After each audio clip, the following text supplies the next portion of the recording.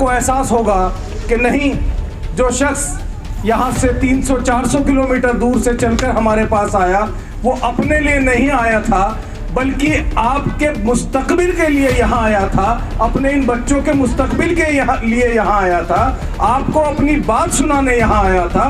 वो सिर्फ इसलिए आया था कि वो ये नहीं चाहता कि अब उसकी कौम के लोग, जिस कौम के लोगों की पहचान और शनाख्त देश का प्रधानमंत्री ये कहकर कर दे कि एक कौम मुल्क में ऐसी है जिसकी पहचान उसके पहनावे से हो जाती है, और हमारे अंदर एक डर और खौफ पैदा कर दिया कि बीजेपी आ जाएगी तो हमें खा जाएगी।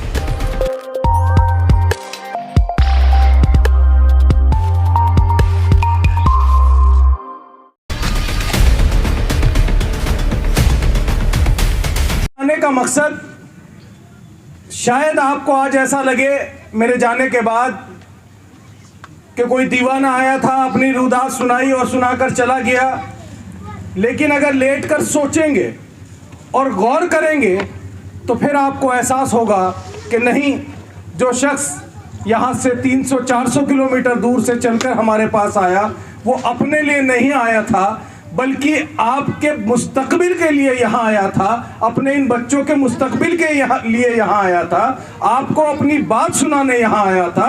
वो सिर्फ इसलिए आया था कि वो ये नहीं चाहता कि अब उसकी कौम के लोग, जिस कौम के लोगों की पहचान और शनाख्त देश का प्रधानमंत्री ये कहकर कर दे कि एक कौम मुल्क में ऐसी है जिसकी पहचान उसके पहनावे से हो जाती है। मेरे दोस्तों, नौजवान साथियों, मेरे बुजुर्गों, वो कोई और कौम नहीं है, वो मैं हूं, वो आप हो।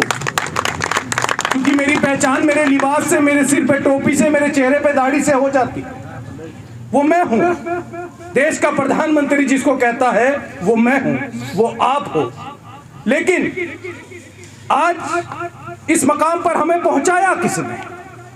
आज इस मकाम पर हमें लेकर कौन आया कि आज मेरे दादा, आपके दादा, चचा की दाढ़ी सफेद हो गई, आपके वालिद भी यहीं रहे होंगे, आपके दादा भी यहीं रहे होंगे, लेकिन आज आपको और आपके बच्चों को यह सबूत देना पड़ रहा है कि सर्टिफिकेट दिखाओ, कागज दिखाओ, तुम यहां के रहने वाले हो या नहीं हो।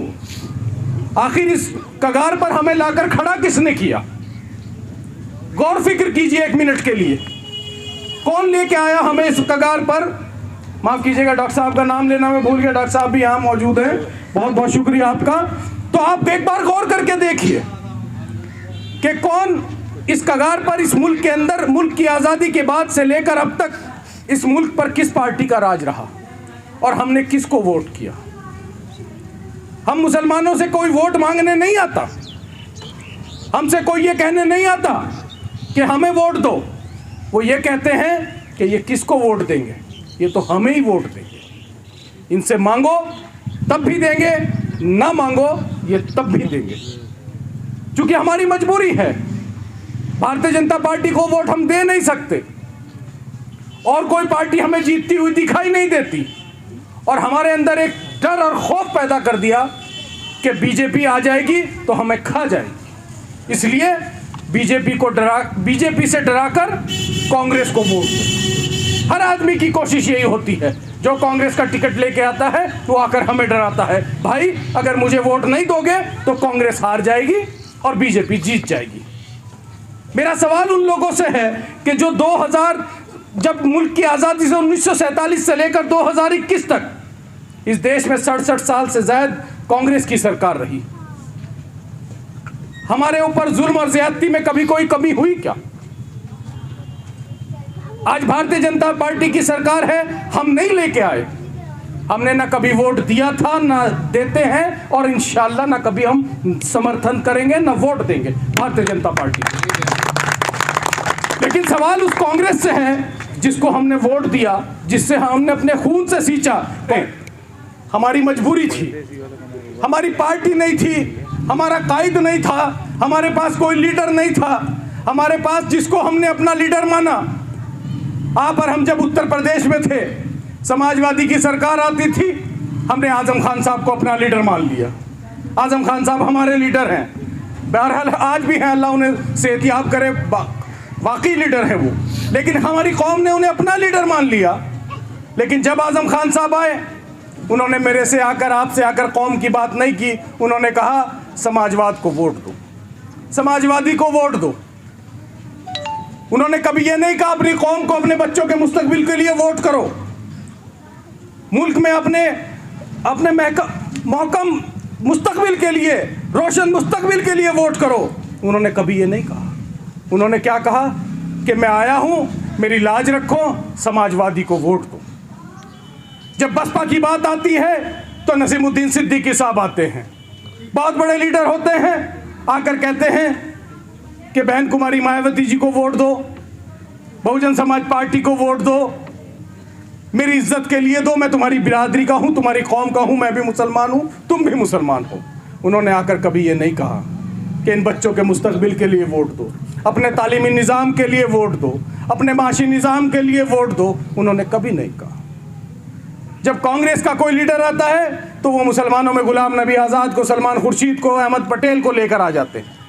सलमान खुर्शीद हो या गुलाम नबी आज़ाद हो, उन्होंने कभी आकर ये नहीं कहा कि इन बच्चों के लिए वोट करो। उन्होंने कहा कि कौम, मैं आपकी कौम का हूँ, आपका भाई हूँ, आपका कलमे का शरीक भाई हूँ, आप कांग्रेस को वोट दो। उन्होंने नहीं कहा आकर आपसे ये, लेकिन आज मैं आपसे यही कहने आया हूँ कि जब किसी पार्टी ने आकर आपसे ये नहीं कहा कि आपकी भी पार्टी है, आपका भी लीडर है, आप भी वोट दो, आपके वोट की अहमियत भी वही है जो मेरे वोट की अहमियत है, जो रहीम के वोट की अहमियत है वही राम के वोट की अहमियत है, जो राम के वोट की अहमियत है वही रहीम के वोट की अहमियत है, तो मैं अपनी पार्टी को, अपनी कायद को वोट क्यों नहीं कर सकता? आज मैं ये कहने आपसे आया हूँ। आज मैं आप लोगों से सिर्फ ये कहने आया हूँ कि आज तक हम मुसलमान ये एहसास करते थे कि हमारा सियासी घर नहीं है, हमारा सियासी वजूद नहीं है, हम सियासी घर हमारे पास अपना नहीं है, हमारे पास कोई सियासी लीडर नहीं है। हम ये कहते थे, जब हमारे से कोई पूछता था कि तुम कौन सी पार्टी में हो, तो मैं ये नहीं कहता था कि मेरी पार्टी कांग्रेस है, मैं ये कहता था कि मैं कांग्रेस में हूँ, मैं समाजवादी में हूँ, मैं बसपा में हूँ। कभी किसी ने ये नहीं कहा कि मैं अपनी पार्टी में हूँ, मेरी भी पार्टी है, मेरा भी लीडर है। आज एक हो या दो हो, लेकिन आप सब लोगों के हाथ में मोबाइल हैं, एंड्रॉइड फ़ोन हैं, आप सदन की कार्रवाई देखते होंगे, पार्लियामेंट की स्पीच देखते होंगे कि आपकी लड़ाई कौन लड़ता है, आपकी बात कौन करता है, आपका नाम लेकर सदन के अंदर कौन बोलता है। जब 3 तलाक का मुद्दा आता है तब कौन बोलता है, जब 370 पर बहस होती है तब कौन बोलता है, जब यूएपीए पर बात होती है तब कौन बोलता है, जब CAA पास होता है तब कौन बोलता है, जब NRC का बिल आता है तब कौन बोलता है। आपने अच्छी तरह देख लिया, अब इससे ज्यादा और देखने की, परखने की जरूरत मैं समझता हूं अब नहीं रही, अब कोई बाकी नहीं। आज हम ये कहने के लायक अल्लाह ने हमें कर दिया। मैं आपसे एक बहुत छोटी सी बात बताकर अपनी बात को खत्म करता हूं। जब हमारी पार्टी यहां नहीं थी मजलिस, तो मैं रुड़की विधानसभा से विधानसभा का चुनाव लड़ा बसपा से। मैंने उनसे जाके वोट मांगा तो मुझसे कहने लगे, अरे डॉक्टर साहब, विधायक जी, आप यहाँ क्यों टाइम खराब कर रहे हो, हमारी तो पार्टी है बहुजन समाज पार्टी, हमारी तो नेता है आदरणीय बहन कुमारी मायावती जी, आप मुसलमानों में जाओ, मुसलमानों को देखो, मुसलमान कोई इसको वोट देगा, कोई उसको वोट देगा, उन्हें इकट्ठे करो। जब मैं बाहर निकला और गाड़ी में बैठा तो मैं सोचने लगा कि जिस कौम के बारे में हम ये कहते हैं कि 3000 साल से ये कौम के साथ ज्यादती और जुल्म हो रहा है, आज वो कौम ये कह रही है कि हमारी तो पार्टी है, हमारा तो नेता है, लेकिन मैं मुसलमान, मैं गाड़ी में बैठकर ये सोच रहा मैं क्या कहूँ कि मेरी कौन सी पार्टी है और मेरा कौन सा नेता है। मेरे पास कुछ कहने को नहीं था कि मेरे पास मेरी भी पार्टी है और मेरा भी कोई लीडर है, नहीं कह सकता था मैं। लेकिन आज अल्लाह का इतना बड़ा एहसान और करम है कि आप लोगों की दुआओं से, जिसको आपने अभी तक देखा नहीं, जिसको आपने अभी तक वोट नहीं दिया, जिसको अभी तक आपने सपोर्ट नहीं किया, वो आपकी लड़ाई सदन में बैठकर लड़ता है, वो आपकी लड़ाई टीवी पर बैठकर लड़ता है, वो आपकी लड़ाई पब्लिक के मंच पर खड़ा होकर लड़ता है। मेरे दोस्तों, उसी जज्बे की वजह से आज आप लोग इतनी गर्मी में बैठे हैं। मोहब्बत एक तरफा नहीं होती। अगर बैरिस्टर साहब अपनी कौम से मोहब्बत करती होंगे तो यकीनन हम भी उनसे मोहब्बत करते हैं। मेरे दोस्तों, आज वक्त आ गया जब हम ये कह सकते हैं कि हमारा भी कायद है, हमारी भी पार्टी है। अब हमें किसी के किराए के मकान में रहने की जरूरत नहीं। अब हम किराए के मकान में नहीं रहेंगे, चाहे कांग्रेस हो, सपा हो, बसपा हो या कोई सी अभी दल हो। वो हमारे किराए के मकान है, हमारा अपना मकान नहीं है। उसका एक बहुत छोटा सा सबूत आपको देता हूं कि जब आदमी किराए के मकान से जीत के जाता है, चूंकि लोग कहते हैं कि जब कोई मुसलमान टिकट लेकर आता है किसी पार्टी से तो वो कहते हैं कि ये मुसलमान है, इसे जिता दो। मेरे दोस्तों, अभी आपने चुनाव देखा 2019 का। उत्तर प्रदेश हमारा बड़ा भाई की तरह है। वहां सपा और बसपा का गठबंधन था। सपा और बसपा के प्रत्याशी लड़े। हम लोगों ने बहुत खुशी मनाई जब सहारनपुर से हाजी फजलुर रहमान जीत गए बसपा की, जब मुरादाबाद से एसटी हसन साहब जीत गए, जब संभल से शफीकुर रहमान बर्क साहब जीत गए, जब कुंवर दानिश अमरोहा से जीत गए। बीजेपी हार गई। हम बहुत खुश हुए कि ये चलो बीजेपी हार गई और मुसलमान सपा से और बसपा से जीतकर वहां पहुंच गए, सदन में पहुंच गए। लेकिन हुआ क्या? ताली बजाने की बात नहीं मेरे बच्चे। हुआ क्या? गौर करो इस बात पर। जब तुम्हारी शरीयत को, तुम्हारे कुरान को बदलने की बात की जा रही थी, जब सदन के अंदर बैठकर 3 तलाक पर बहस हो रही थी, जब एनआरसी का बिल पास हो रहा था, जब CAA बनाया जा रहा था, तो मेरे दोस्तों ये 25 मुसलमान भी वहीं बैठे थे। ये 25 मुसलमान वहीं बैठे थे सदन के अंदर। ना इन्होंने खिलाफ वोट किया, ना इन्होंने खिलाफ आवाज उठाई, या तो खामोशी इख्तियार की या वॉकआउट कर बाहर चले गए।